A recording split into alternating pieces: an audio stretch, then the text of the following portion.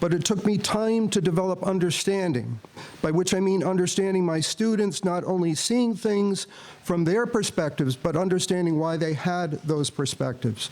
I was challenged by learning differences, of course, but also generational differences, and the undeniable yet wonderful fact that each student I was teaching was unique. It took me longer still to develop the skill needed to effectively teach my students. I worked hard to get better at all of these, and as I did, I came to understand how all three, that is compassion, understanding, and skill, work together synergistically. Certainly together they came to form the basis of my pedagogy, just as they constitute, whether spoken or unspoken, the pedagogical foundation of all teaching at Landmark today. I am still working on getting better at them, and I think I can speak for others of the faculty in saying that indeed we all are. But compassion, understanding, and skill are the same ingredients needed in combination to be a good student. They are what you need to interact with others in class discussion. They are what you need to understand perspectives different from your own. And they are also necessary for being a considerate roommate, a reliable work-study student, a teammate on the athletic field who can be counted on, in manifold other ways, a responsible and valued member of this community. By further extension, compassion, understanding, and skill are human qualities certainly beneficial and frequently even necessary in every role you will play in your life. Any life spent working toward increasing compassion, deepening understanding, and developing skill is a life well worth living. Be patient with yourself in this regard, and be patient especially with those around you who, let us hope, are in the process of doing the same. It takes time. We are all teachers, and at Landmark, we are all learners as well. Our administrators, our academic advisors, our resident deans, our counselors, our sports coaches, our security people, our facility staff, the good people who cook our meals and wash our dishes. Every person teaches and every person learns. This is as it should be. There may have been situations in your life, in a classroom perhaps, or in a social setting, and it's important to remember that we learn in all of these, when you have felt confused, awkward, embarrassed, perhaps inadequate in one way or another, less than whole. Know that you are not alone. I have had these feelings, indeed, most of us have.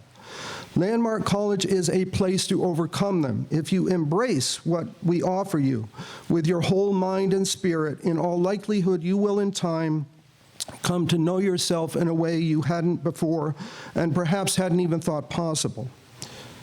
The process of self-understanding in an individual is when teaching and learning become so intertwined that they are all but indistinguishable.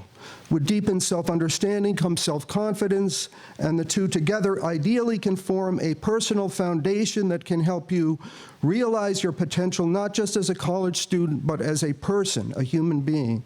If you commit yourself in this place, if you embrace the idea that teaching and learning is everything here, you will be changed in the ways I am talking about.